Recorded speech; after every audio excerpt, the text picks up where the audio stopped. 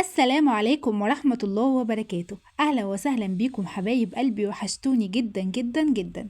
برحب بيكم النهاردة من قناتي عيشيها صح، ولسه مكملين مع بعض في سلسلة بداية جديدة. النهاردة أنا حابة أتكلم معاكي بصراحة شوية، ويمكن يكون كلامي صادم بالنسبة لك، وعايزة أسألك سؤال مهم جدا. هو أنت طول عمرك حاسة أنك مظلومة، وحاسة أن الدنيا ضغطة عليكي والناس بتتعبك والظروف مش ماشية معاكي صح؟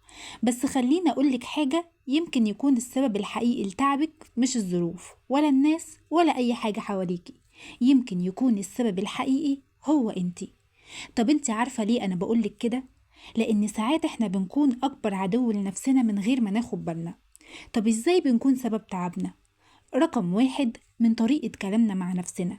هو انت بتتكلمي مع نفسك ازاي؟ هل طول الوقت بتقولي أنا فاشلة، أنا ضعيفة، أنا مش عارفة أبدأ، أنا عمري ما هنجح، كل الناس أحسن مني؟ لو ده أسلوبك في الكلام مع نفسك يبقى طبيعي جدا تحس إنك تعبانة، لأنك بتملي دماغك كل يوم بسموم، والعقل البشري بيتبرمج بالكلام اللي بيسمعه. ولما المصدر ده يكون انت نفسك يبقى كأنك كل يوم بتدي لنفسك حقنة وجع. رقم اتنين، مقارنة نفسك بالناس. انت يمكن بتدوري في السوشيال ميديا وتشوفي حياة غيرك، فتقولي بصي فلانة عندها ايه وانا ما عنديش، بصي دي نجحت ازاي وانا لسه واقفة في مكاني.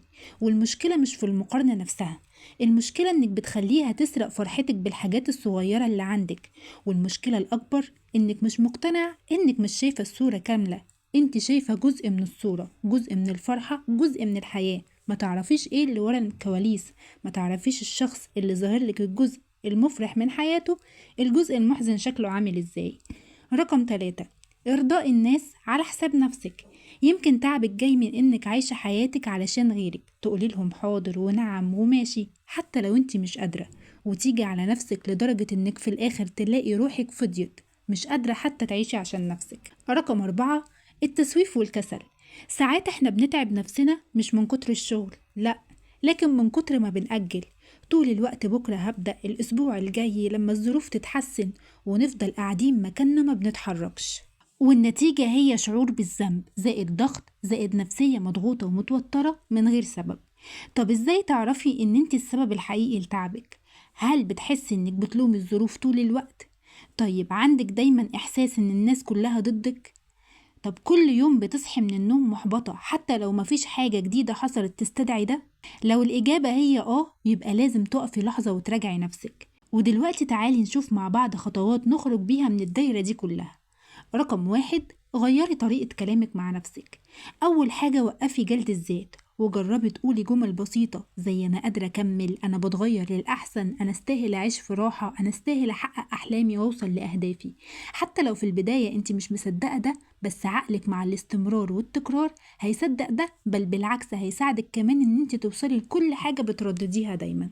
رقم 2، اتصالحي مع نفسك. اقبلي انك مش كاملة وان عندك عيوب واخطاء، لكن ده مش معناه انك فاشلة ابدا.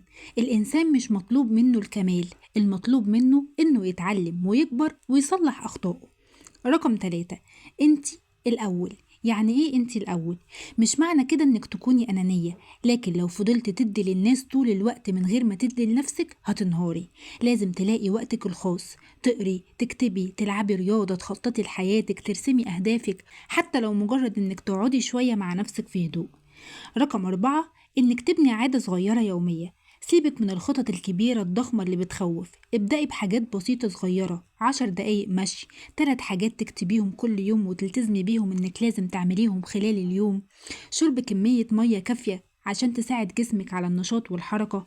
الحاجات الصغيرة دي هتديكي إحساس بالإنجاز وتخفف من الضغط عندك. رقم 5، قللي المقارنات. مش بس تقللي المقارنات، انت تلغيها وتمحيها من حياتك نهائي. لما تلاقي نفسك بتقارني حياتك بحياة غيرك، وقفي وفكري، هو أنا شايفة الصورة كاملة ولا لأ؟ ولا دي بس واجهة هما بيوروها لي؟ ودلوقتي أنا عايزة أقولك إن محدش في الدنيا هيتبنى تعبك غيرك، ومحدش هيقوم ينقذك غيرك برضو. الظروف ممكن تتحسن وممكن لأ، والناس ممكن يتغيروا وممكن يفضلوا زي ما هما، لكن انتي لو قررتي تتغيري من جوه وتوقفي كونك سبب في وجعك هتلاقي كل حاجة حواليكي واحدة واحدة بتتغير. فالمرة الجاية لما تحسي انك تعبانة اسألي نفسك، هل التعب ده جاي من بره ولا من جوايا أنا؟ وصدقيني لما تواجهي نفسك بالحقيقة وتتصالحي معاها، حياتك هتبقى أهدى وأخف وأجمل بكتير. طيب دلوقتي هتسأليني سؤال، ازاي اقف على رجلي من تاني لما اوصل للمرحلة دي؟ عارفة اللحظة اللي بتحسي فيها انك مش قادرة حتى تتنفسي، اللي كل حاجة تقيلة عليكي حتى انك تقومي من السرير او انك تقولي كلمتين او تردي على حد، اللحظة اللي بتحسي فيها انك عايشة بس عشان تعدي اليوم وتنامي مش اكتر. انا عارفة الاحساس ده كويس، وده طبيعي جدا يحصل مع اي واحدة فينا. بس هنا هيجي السؤال، هتسيبي نفسك تقعي أكتر ولا هتمسكي في نفسك حتى ولو بأضعف قوة عندك؟ طب إزاي تمسكي في نفسك وتقومي من تاني؟ رقم 1، اعملي أصغر حركة ممكنة. لو مش قادرة تقومي وتنجزي، قومي بس اغسلي وشك.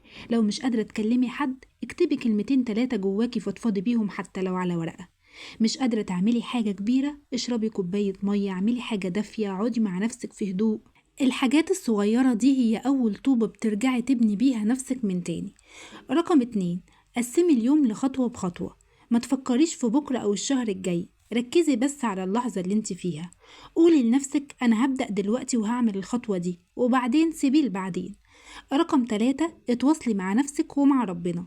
لو مش لاقية طاقة تكلمي الناس، كلمي ربنا حتى ولو بكلمة واحدة، وهي يا رب ساعدني، يا رب خد بإيدي. الدعوة البسيطة دي ممكن تبقى شحنة بداية جديدة جواكي. وافتكري دايما إن التعب مش نهاية، اللي انت فيه ده مش آخر الدنيا، دي محطة. وأي موجة وجع مهما كانت عالية لازم هتنزل في يوم بأمر الله. صحيح في أوقات كتير بتحسي إنك وحيدة ومفيش حد فاهم تعبك، بس صدقيني بمجرد ما تبدأي تتحركي ولو خطوة صغيرة، هتكتشفي إنك أقوى بكتير من اللي كنتي فاكراه. يمكن دلوقتي شايفة نفسك ضعيفة، لكن مع الوقت هتشوفي إنك كنت جوه عاصفة وخرجتي منها واقفة على رجليكي بكل قوة وثبات. ودلوقتي تعالي أقولك ليه لازم تنجحي وتفضلي تحاولي حتى في أصعب الظروف، حتى برغم الحرب اللي جواكي. الحقيقة اللي يمكن تكون صعبة شوية، إنك لو موقفتيش على رجلك محدش في الدنيا هيقف مكانك. الناس اللي حواليكي ممكن يحبوكي، ممكن يطبطبوا عليكي وقت ضعفك، بس في اللحظة اللي هتقعي فيها جامد مش هتلاقي حد شايلك طول العمر. ممكن حد يساعدك يوم يومين 3، لكن مش هيفضلوا طول العمر يساعدوكي. علشان كده لازم تنجحي، ولازم تحاولي كل يوم حتى ولو بخطوة صغيرة، علشان ما تبقيش محتاجة لحد يديكي مصروف أو يقرر انت تشتري ايه وما تشتريش ايه. علشان ما تبقيش مستنية حد يسندك لما تقعي، انت تبقي سند لنفسك وعندك القدرة تقومي من غير ما تتذلي لحد. علشان ما تبقيش خايفة تخسري الناس، خايفة تقولي لهم لأ علشان ما يسيبوكيش، لأ، تبقي واقفة وعارفة انك قوية حتى من غيرهم. علشان ما تعيشيش حياتك رهينة للظروف، تفضلي قاعدة مستنية الفرصة تيجي، انت اللي هتصنعي الفرصة. ولازم تسألي نفسك سؤال مهم، هو ايه أسوأ حاجة ممكن تحصل لو حاولت؟ انك تغلطي؟ انك تقعي؟ طب ما انت كده كده تعبانة، لكن لما تحاولي وتغلطي على الأقل هتتعلمي، هتقوي، هتقربي من هدفك. خلي عندك مبدأ، كل يوم أحاول أعمل حاجة حتى لو صغيرة جدا علشان أبقى أقوى من امبارح. مفيش حاجة اسمها أنا ضعيفة على طول، ومفيش حاجة اسمها أنا محتاجة الناس عشان أكمل. انت تخلقي قوتك بنفسك، ودي أكبر متعة في الدنيا، إنك توصلي لمرحلة تبصي لنفسك وتلاقيكي بقيتي إنسانة جديدة، مش واقفة مستنية مساعدة ولا مستنية إيد تتمد علشان تساعدك. انت تستاهلي تبقي قوية، تستاهلي تعيشي مرتاحة، تستاهلي ما تحتاجيش غير ربنا ونفسك وبس. وعلشان توصلي للمرحلة دي لازم كل يوم تحاولي، حتى لو تعبانة، حتى لو حاسة إنك مش قادرة، لأن في الوقت اللي احنا فيه ده نجاحك مش رفاهية، نجاحك مسألة حياة أو موت. بصي يا أختي الجميلة وصديقتي في الرحلة اللي بدأناها مع بعض سوا، لو وصلتي معايا لحد هنا فده في حد ذاته معناه إنك جدعة ومكملة، وإنك عايزة تتغيري وتعيشي أحسن. إحنا مش ماشيين كده من غير خطة، إحنا عاملين جدول مع بعض، وكل فيديو في السلسلة دي هو خطوة جديدة في الرحلة. فالفيديو ده مش مجرد كلام، ده جزء من طريقنا سوا. وعلشان كده نفسي أطلب منك طلب صغير بس مهم جدا بالنسبة لي. لو حسيت إن الفيديو ده فعلا لمس قلبك أو فتح لك باب تفكير جديد، شاركيه مع حد من صحابك أو أهلك، يمكن كلمة واحدة هنا تغير حياة حد تاني زي ما يمكن غيرت فيكي ولو حاجة بسيطة. وما تنسيش تعملي لايك وتكتبيلي في التعليقات ايه اكتر حاجة حسيتي انها لمستك النهاردة؟ لان كل كلمة منكم بتفرق معايا جدا، وانا فعلا دلوقتي في فترة محتاجة فيها دعم وتشجيع حقيقي منكم عشان اقدر ادي اكتر واكمل معاكي. صدقيني وجودك معايا وتفاعلك وكلمة بسيطة منك ممكن تفرق معايا اكتر مما تتخيلي، خاصة في الوقت الحالي. فخلينا نكبر مع بعض ونبني مجتمع صغير كلنا فيه بنساند بعض ونقف على رجلينا ونثبت اننا نقدر نعيشها صح. خلص الفيديو بتاع النهاردة، بس كلامنا مع بعض عمره ما هيخلص. استودعكم عناية الله، والسلام عليكم ورحمة الله وبركاته.